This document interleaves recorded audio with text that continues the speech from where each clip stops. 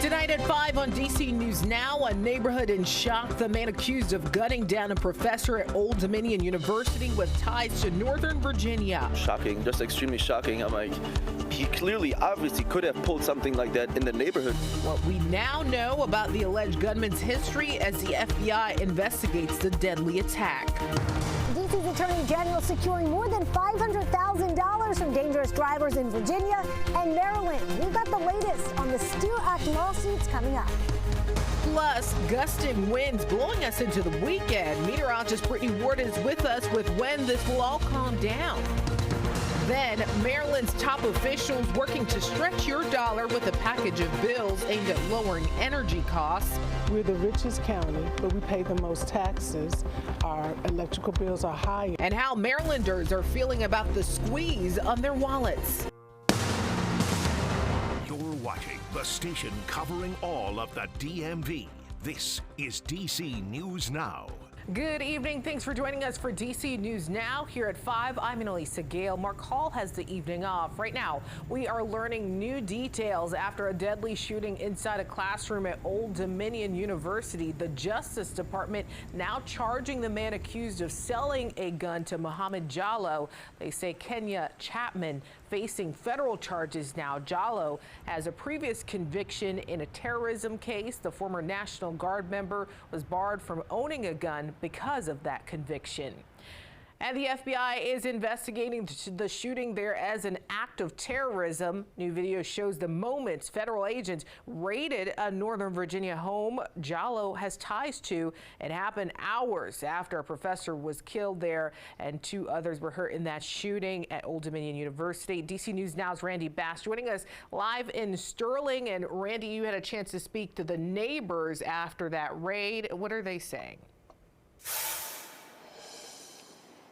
Yes, this quiet Northern Virginia neighborhood quickly became a scene of lights, sirens, and loudspeakers last night. Federal agents descending on this home here on Deb Hill Terrace, believed to be searching for answers and potentially evidence connected to the deadly terror attack at Old Dominion University.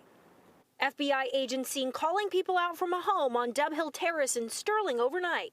Come out the door now with your hands up. The FBI, we have a search warrant. A home with ties to the alleged Old Dominion University shooter, Mohammed Jallow, now dead after agents say he shot and killed ROTC instructor Lieutenant Colonel Brandon Shaw, wounding 2 students Thursday in what's being described as an act of terrorism. Neighbors reacting to the news Friday. It is really scary because, your mind kind of just spirals, and what if he did something here? Shocking, just extremely shocking. I'm like, he clearly, obviously could have pulled something like that in the neighborhood. Jallow was on supervised release at the time of the attack, a convicted ISIS supporter released from federal custody in December 2024 after spending several years behind bars.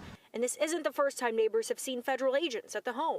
I was here, and they were here when the 2016 stuff happened with ISIS, because I was in high school and the FBI agents just came and raided their house. Now, law enforcement left to investigate what happened between his recent release from federal custody and the deadly shooting at ODU. Richard Kolko is a former FBI special agent. What's the digital footprint? Who was he talking to? Was he posting? Did he have a manifesto of some sorts? This is a person, Jallow is a person who's already convicted of terrorism. And the fact that he circled back and went and did it a second time is very, very disheartening and very, very difficult to understand. Now, people living in this home here, they declined to speak with reporters today. This story is still developing. We'll bring you new details as we learn them. In Sterling, I'm Randy Bass, DC News Now.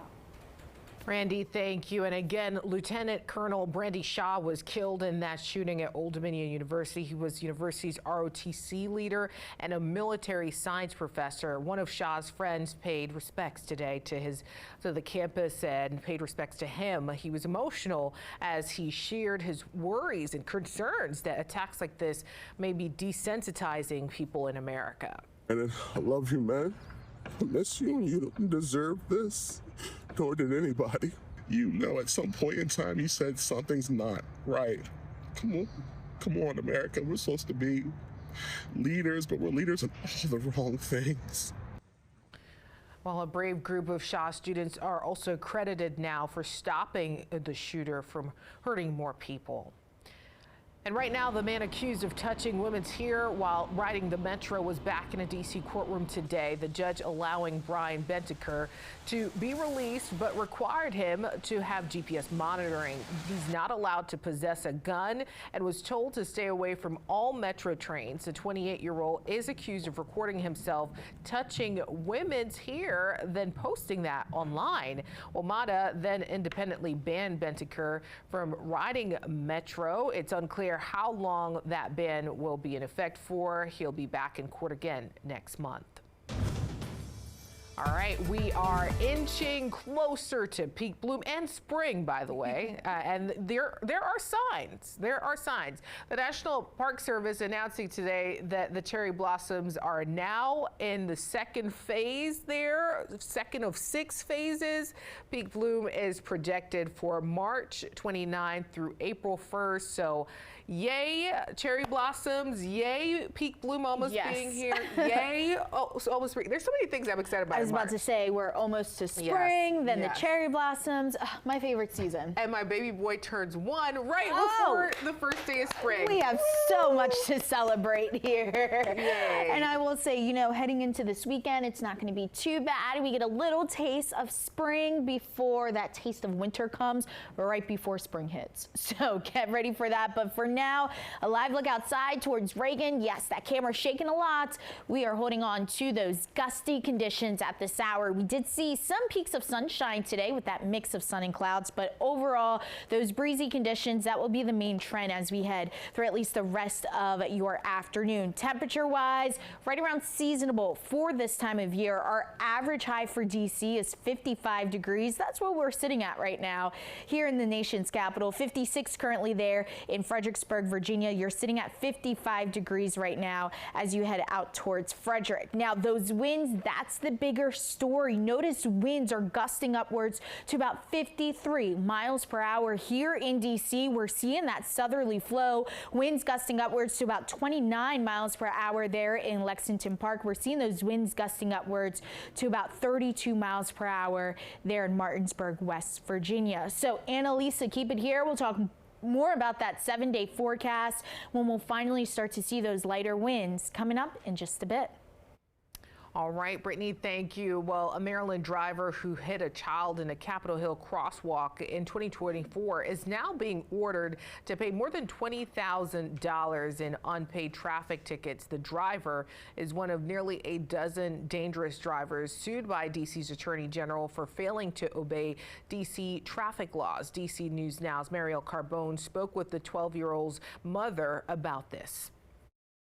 The girl's mother tells me her daughter still deals with the impacts of being hit here every day. And while the judgment isn't in that case, the driver took a plea deal there. She says she's glad to see more accountability. September 9th, 2024 is a day Deidre Allen won't forget. I was so worried because I didn't know how bad she was hurt. Her then 12-year-old daughter, Paisley, was hit in a crosswalk at 6th and D Streets Northeast while walking home from school. He ran over her toes and part of her leg. You could see the skid marks from the car, so it was very traumatic for her. Paisley is okay. The driver, Earl Curtis, did stay on scene, was issued a ticket and took a plea deal for reckless driving. But the incident highlighted another issue, a history of dangerous driving. Curtis is one of 9 drivers the Office of the Attorney General recently sued and beat in court for racking up automated traffic tickets. Curtis was ordered to pay $26,000 for 115 outstanding citations and fines. At least it is some accountability. Over the last 6 months, the OAG has secured more than $530,000 in unpaid tickets from 14 Maryland and Virginia drivers. It's all under the STEER Act, which allows the OAG to sue out-of-state drivers who fail to pay D.C. traffic camera tickets. In a statement, Attorney General Brian Schwab said, no matter where you live or where your car is registered, if you drive on D.C. streets, you must obey D.C. traffic laws. They need to slow down, or if they're not in the condition to drive, they shouldn't drive. Nothing is that important where you can risk your life or risk taking other people's life. And I did speak to Curtis on the phone. He tells me he did pay for those citations. He just couldn't prove it. He also called the system racist. Reporting in Northeast D.C., I'm Marielle Carbone, D.C. News Now.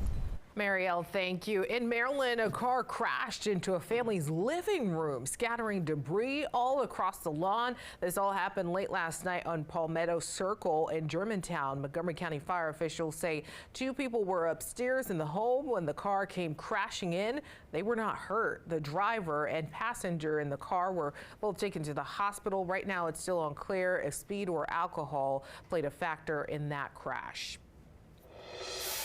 And turning now to sports, the NWSL regular season kicking off tonight as the Washington Spirit open their 2026 campaign at home. And joining us live from Audi Field now, sports reporter Tiger Munn. Tiger, the best pro sports team in the D.C. area, just hours away from kickoff there. We love watching the ladies. They do such a great job. Well, Annalisa, you are correct about that. The best pro sports team in D.C. will be resuming play for the 2026 season as the Washington Spirit take on the Portland Thorns right here at Audi Field. And as you can see behind me, it's empty, but this place is going to get real rowdy very soon. The fans are excited, the players are motivated, and above all else, this team is healthy.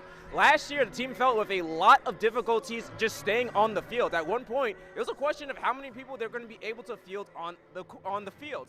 But through all of that, they have stood strong and they were able to get not only a top seed in the NWSL playoffs, but even make it to the NWSL playoff championship. But they ended up losing to Gotham in that game. But now they come back with a vengeance, and now with all their players healthy and ready to go, this team is also ready.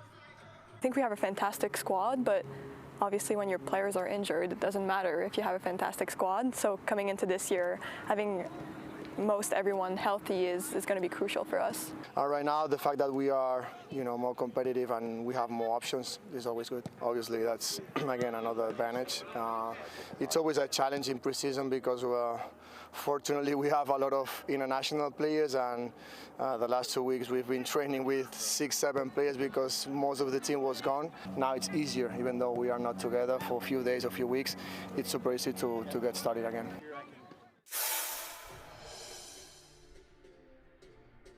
And you heard it right there. This team is excited to get going. I don't know if you can hear behind me, but Nelly is singing, "It is getting hot in here." And don't worry, it is empty right now, but it's going to heat up as the Portland Thorns come to town to take on the Washington Spirit. 8 p.m. This place is going to be filled with fans. It's going to be loud, and it's going to be rowdy. Audi. Be sure to check in on game night later. Me and Jake Rom will have more from the game. But sending things back to you, Annalisa, in studio. All right. Thank you so much, Tiger. All the best to the ladies as they kick off their season. Appreciate that. And still ahead here on DC News Now at 5, an 83-year-old man who survived a massive explosion that destroyed his home now considering suing. His lawyers saying Washington Gas is liable. Plus, the sewage spill in the Potomac River crushing Maryland's oyster business. A local fisherman now sharing some of his concerns. And also ahead at 5:30, a new effort to bring down energy costs in Maryland. How people living in Prince George's County are feeling about the governor's efforts to stretch their dollar when we come back.